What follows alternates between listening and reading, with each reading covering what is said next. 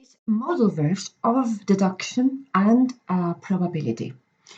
We are only going to study deduction and probability applied to the present, to a permanent present situation, or either to a permanent present situation or to a temporary present situation. As your level of English increases, you have to control the degree of certainty that you have when you state something or when you affirm something. For that, I have I have attached several links that might be useful to you when you want to learn these models of deduction and certainty. If you click on the first link, you will find that it's the theory. The theory has been explained, and you have a few exercises to practice what you learn. This link is quite a satisfactory one, but it goes further than what you have to learn this year. Particularly, we are going, as I said before, we are going to learn deduction and probability applied to the present. Certainty. Deduction and probability, certainty and probability applied to the present, either to permanent or to temporary situations. If you come here to the first page, there is a very clear grid showing the degree of certainty that you have, and according to that degree of certainty, you will use one model or you will use another model. Here they explain that they try to introduce the models depending on whether you have a 100% degree of certainty or a 50% degree of certainty, in which case it would be probability.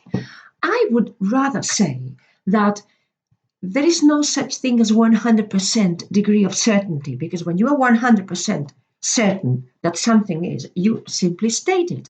He is a doctor. Obviously. When you use the models of deduction, it's because you are 99, 95, 90% certain.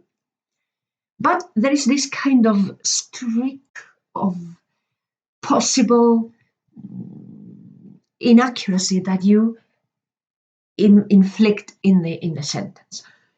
But nevertheless, we're going to take the 100 and the 50% degree that they introduce here. So they tell you that when you are 100% certain that something is so, you use the modal verb must.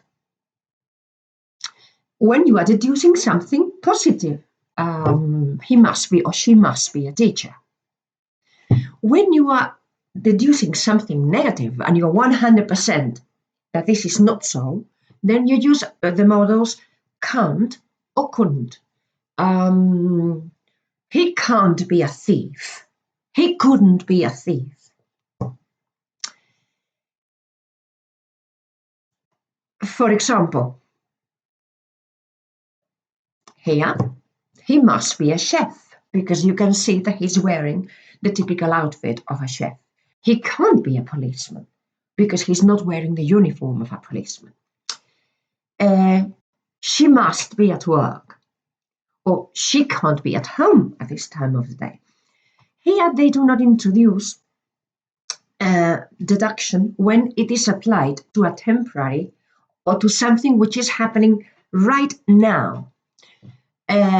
When something is happening right now, you use the model, the Kevin must or can't or couldn't, followed by a bare infinitive, but that bare infinitive will be the bare infinitive of the Kevin be, because we are going to use a progressive infinitive. He must be walking the dog at this moment. So you are deducing that he is doing something now.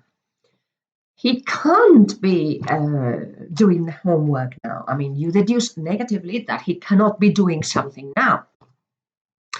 And here you have a number of exercises to practice.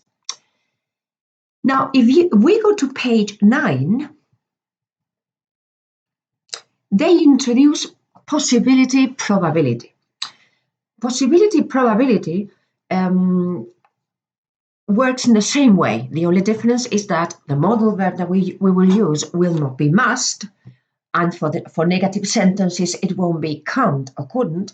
Instead, it will be may, either may or might, or could for affirmative sentences, and for example, he may be in the bathroom. Where is Fred? He's not in his office. He may be in the bathroom, or he might be in the conference room. Don't eat that mushroom. It could be poisonous. This also applies to the future. This also applies to the future. The weather forecast says it may rain tomorrow. It might rain tomorrow.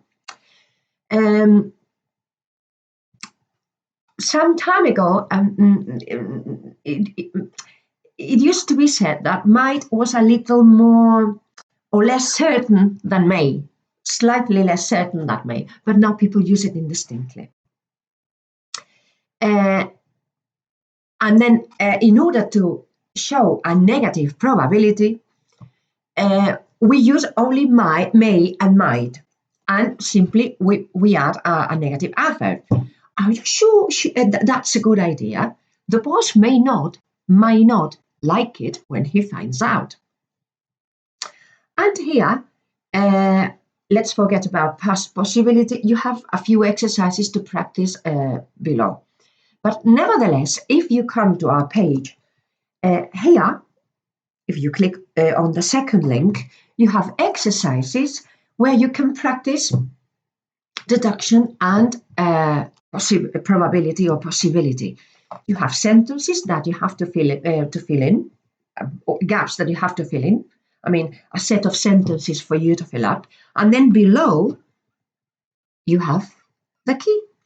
So would you like to try your hand at that? Come on. Good luck.